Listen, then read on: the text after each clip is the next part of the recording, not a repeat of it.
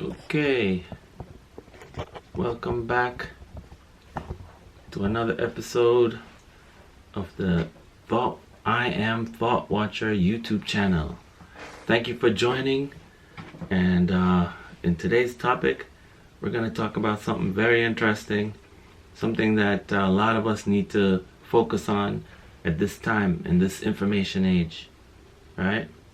So I wrote something in my Telegram channel. I posted something in my Telegram channel back in March. When was this? March. Let's see if I could find it here. Alright guys, so on March 15th I wrote this in my Telegram channel, and you remember you can find me on Telegram on just hashtag ThoughtWatcher, and you'll be, if you have a Telegram account, hashtag ThoughtWatcher, and you'll be able to locate me on Telegram. Alright, now here's what I wrote. When you consume information, keep in mind that the information triggers thoughts that tries to consume the energy that comes with your attention. Make sure the energy cycles back to you in a nourishing way. Right? So you want to make sure that the energy that you're giving to the information out there cycles back to you in a very nourishing way. As I said, we are now in the information age, and there's a bombardment of information coming from every different direction. We got information coming from our phones. We got it coming from television and all the different channels that people watch, but mostly from social media and from our timeline. Now, when you're scrolling down your timeline, you may think that that's just an innocent thing you're doing. I'm just going through my timeline. I'm just looking at what people post, right? It seemed very innocent. Nothing is going on, right? But behind the scenes, there are things that are taking place that will affect your future. Now, how is that, you may ask? Well, when you focus on anything, right, you're giving energy to it. And when you look at a feed or something that comes across your timeline, there's a thought that goes into that. You think about what just came up, right? And if it's very toxic type of information, the thought goes out to it, and it goes down into your subconscious. Depending on how you reacted to that particular post, the emotions that you felt when you saw whatever picture you saw, right, or read whatever information you read, that determines the creation or the manifestation of that thought manifesting out in your life in the future. You may not notice that you're doing this, but that's also one of the reasons why some of these big companies pay millions of dollars for a 30-second ad, right? When they get that much attention focused on their ad, right? You might say, okay, it's just another particular brand advertising their product, right? And you might think nothing of it, right? But because you're excited, you're watching the movie and you're in a state of excitement, here comes a commercial. It has all type of stuff to kind of pull your attention in as well. And then it goes to the next thing, and you're thinking, okay, this is nothing, right? It's just a commercial, right? And then you one day, sometime in the future, it could be 2 months, 3 months from now, a year from now, you are in a store somewhere and you have to make a decision, right? And then you just make a decision and choose a product, not knowing that you actually did not use your choice at that point. You were actually manipulated a couple months back with a commercial that sent a message into your subconscious, right? And now in the future, right, you are now making decisions based on something you don't even remember why. And you're thinking, I'm making a choice. I chose this product instead of the other one because I like that product, right? But not knowing that you've been manipulated into believing that you like something because of some type of information you received in the past, right? And that is the reason why we have to be careful about the information that we're pulling in, because the information that you're absorbing, it manifests in different areas of your life. It manifests in how you treat people, how you react to things. And this is an issue that is plaguing our community at this time. With the music that we listen to and the lyrics, there's nothing wrong with the sound of the music, even though I could have an argument to that as well. But the lyrics that are coming across that particular sound, it's actually going into the body. It's going into the mind. We're so receptive to it, and it's going in, and it's being nurtured, right? And it manifests out there when you have to make a decision. Somebody step on your shoes, right? And instead, you would probably react by saying, if the person said, pardon me, you probably just, say, okay, no problem. But you listen to information where you may hear an entertainer say, next guy, any guy step on my shoes, that's it. If you step on my Jordans, if you such as brush up against my brand new Jordans, I'm gonna do something, that's not gonna be, that's gonna be harmful. And you're listening to these lyrics and you think, oh yeah, you're entertained by that rapper saying this, whoever step on my shoes or whatever. Now you went to a party somewhere and somebody step on your brand new Jordans, right? That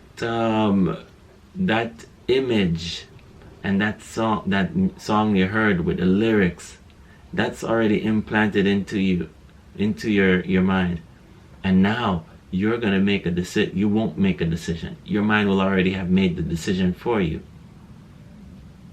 You'll be on autopilot. Your reaction will be be the same as what you heard in the song a year ago. You're thinking that you made your own decision. You didn't make a decision. You were being controlled. You make decisions when you look at the thought, when you watch a thought, when you start acknowledging the fact that you are the thought watcher.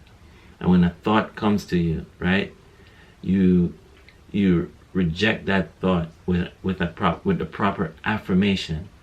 You affirm your position in the face of the thought, so the thought cannot have any influence over you.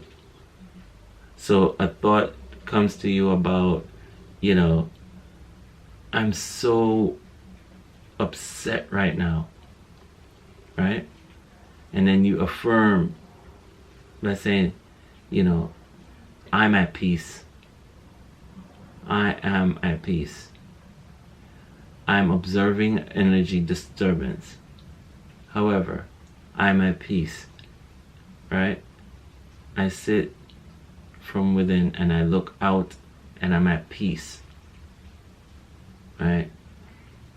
It is my nature to be at peace, even though I'm experiencing an energy, turbulence, right?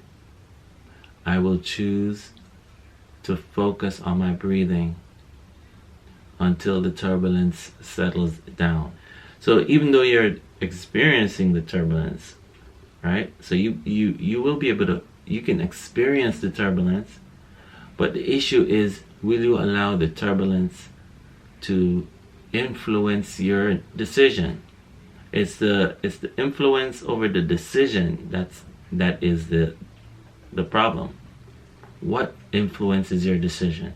Is your decision influenced by the truth of you being the thought watcher, and nothing can move you, and you have the last word at the end of the day.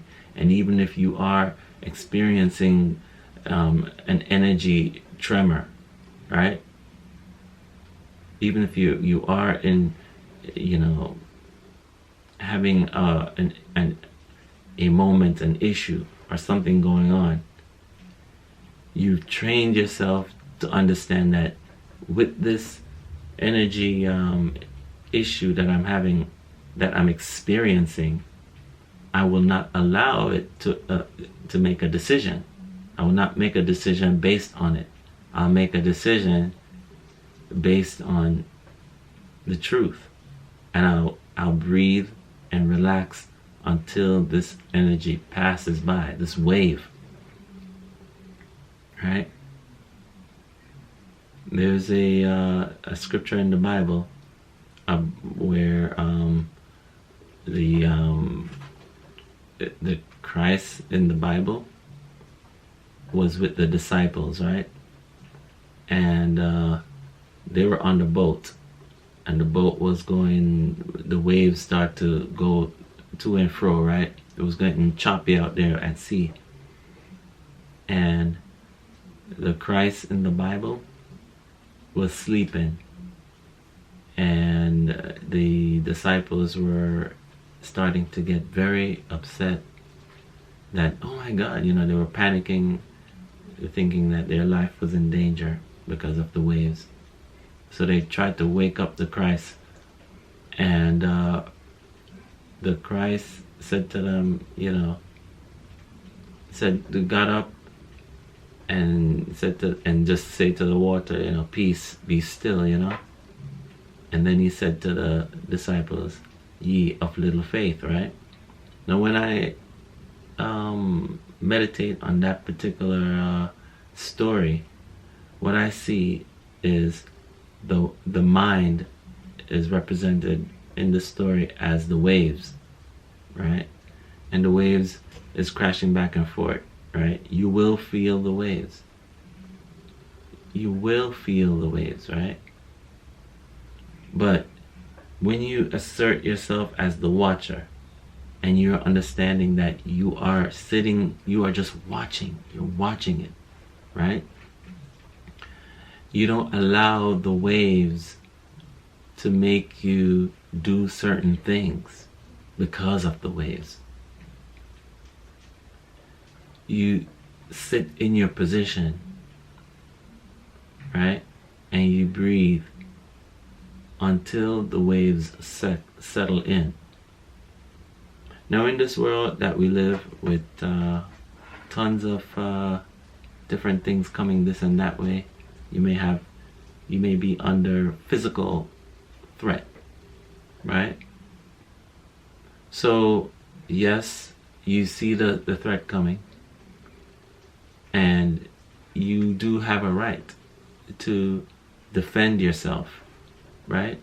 But you defend yourself not with anger, right? The person with the cooler hand always wins the fight. So yes, you can defend yourself. You don't sit there and turn the other cheek. You defend yourself, but you defend yourself with understanding your position and understanding that you're not just defending yourself to hurt the person. You're just defending yourself, and at the end of the day, eventually the person will learn a lesson, right? So I'll circle it back all the way back to the beginning. Be mindful of what you watch on TV and what you're looking at on your phone, because it'll affect the way you make decisions in the future. Alright? Another tip I could give you is read biographies. Start reading more. Find biographies of people who you admire as people who achieve great things. And then the reason for reading the biography is that you could now read about the different the different so-called obstacles that they encounter and how they went through it, how they overcame. By you doing that, you're introducing these topics into your mind, right? So the mind could say, oh, I remember when I read about whoever, Mandela, or when I read about whoever, right? I saw where when he was in this situation, I noticed that he did this. Or I read about Marcus Garvey, and I remember Marcus Garvey did this, right? So try to consume a lot more biographies. Read about the examples of how other people live their life, right? So you could pluck from the positives. But also always remember to affirm your position as the watcher, right? All right, that's all I have for today. But have a good weekend and peace.